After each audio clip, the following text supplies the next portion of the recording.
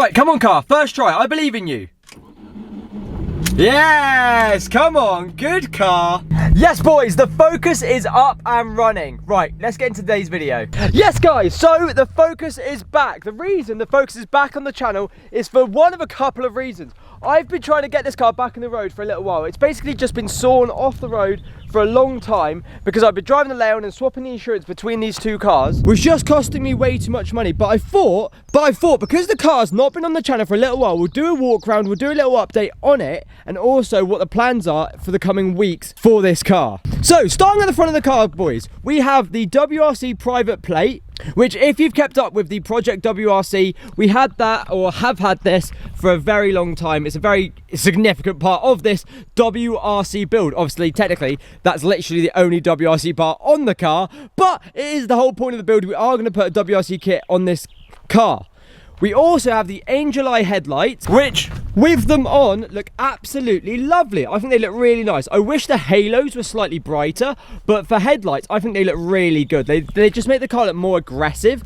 Yeah, so that's what we've done to the front. We've also painted the front grille gloss black, and then we also put some yellow stripes in the grille just to make it a little bit more interesting than the standard Focus that you do see round. We also have the XO Racing or something, I can't remember what they were called, but basically bonnet raisers, make it look slightly more aggressive, I'd argue. And they do actually serve a purpose. They do actually release hot air out of the engine there. Some people would say it also just lets in water, but I've had these on the car for over 2 years now and I've never had any issues with water ingress, even though technically I haven't. So yeah, bonnet raisers look quite cool. I quite like them. Obviously they're not to everyone's taste, but I do like it. Also, we have the WRC sun strip with the WRC carbon fibre little, what's it called, aerial. So yeah, nice little touches, boys, to the future, one day, Project WRC car. So the main couple of reasons, boys, that this car has been put on the back burner is one, hold on, before I kill the battery, let me turn the headlights off. The main reason is cost. It costs a lot of money to have a house, 2 cars, a dog, a cat, and I have a baby, so the cost of living all went up, and basically I just couldn't afford to modify the Focus as well as the Leon, as well as run them both. Like, the cost of living just went through the roof and I just couldn't afford to do both. However, what I'm now going to do, because the Leon needs a couple of bits doing to it, I'm now going to start driving the Focus again. So we need to get it MOT ready, basically. So it needs, actually, not a lot. What you might be able to see here, because the car hasn't moved for so long, the discs have gone all rusty. There you go, as you can see, that they're really rusted, but all they need is some wear and tear. So hopefully we'll be able to wear the discs and the pads back in so they pass even, so like they break evenly and they break efficiently enough for the car. We also painted the calipers yellow while we're here, just for reference. We also put window deflectors on. I have put these in without putting the window down because both window mechanisms in both doors don't work. However, I've bought new ones, so hopefully we'll be fitting these soon, and you'll see a video soon of fitting new window mechanisms in this car very soon, hopefully. Coming to the rear of the car, fairly standard other than WRC plate, the Mark III Focus badge, which I think actually makes the car look a lot newer. Like, I think it just makes it look slightly smarter. It's a nice badge. I think the old one really does look dated, so I really genuinely don't like it. I also painted the inside of there yellow because I plan on wrapping the car a certain colour, hence why the calipers are yellow. Obviously it's not going yellow, but it goes with yellow. That's the whole point of that. We also have a Miltech exhaust, which sounds lovely. A bit too quiet for my liking, I will admit. I'd like a little bit more of a rorty noise. But to be fair, it does sound really good. Maybe a decat will have to go on the car one day, just as a little bit louder, because it's a good sound, but I want it to be like loud. I want it to be not ridiculously loud, but loud. So yeah, that is basically a quick walk around. Oh, interior, actually. It's a quick walk around of the car, but we have also fitted, if you haven't seen, Recaro bucket seats, which do come in some of these, but mine come with the ST170 blue and black seats, which are literally just seats. But these are the lovely Recaro buckets, which are heated, and I believe all you have to do is swap out this unit here. The plugs are already there, and you can actually get a heated version. There's a heated buttons like right there, or it's right there, and all you have to do is like get that unit in and then plug them in at the bottom because the plug's still there and they should work, or something that simple. But yeah, we also have Recaros, and that is literally all we've done to the car.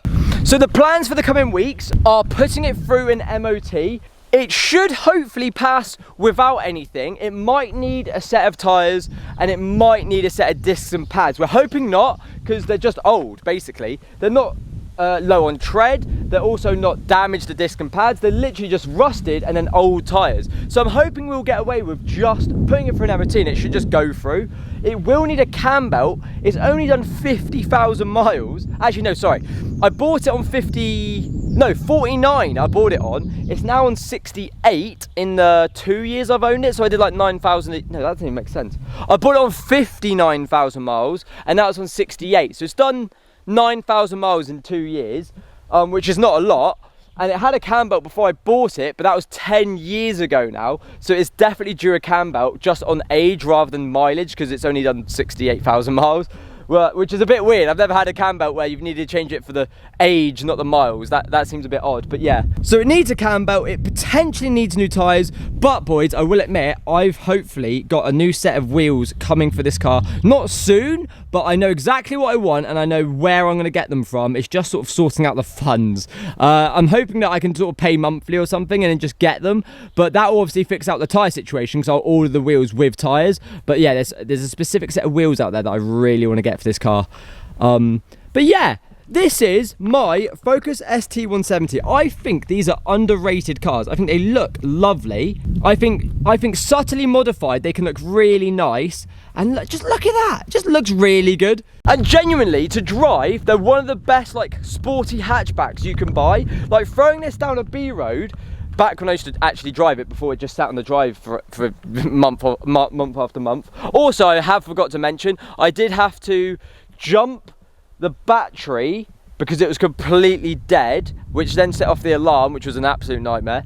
Then I put it on a trickle charger to fully charge it, and then that sort of solved the problem, which is why I can move it to this location. But other than that, that's the only issue. Oh, it has had a coolant leak, but that's all been fixed now. That was the thermostat housing, it was a whole thing. But yes, the car's good, there it really is. No, I would genuinely recommend these cars. Unbelievable B-road car, 170 horsepower. I actually do want to do a dyno check, or a health check of the car on a dyno. So I might go round to RCS Tuning. I might have to message them and say, can I come round, put this on the dyno, see how much horsepower it makes. It'll be an interesting video, I reckon. So if you want to see that, guys, comment below, like and subscribe. And from the Focus and me, thank you for watching. I hope you've enjoyed, and I'll catch you in the next one.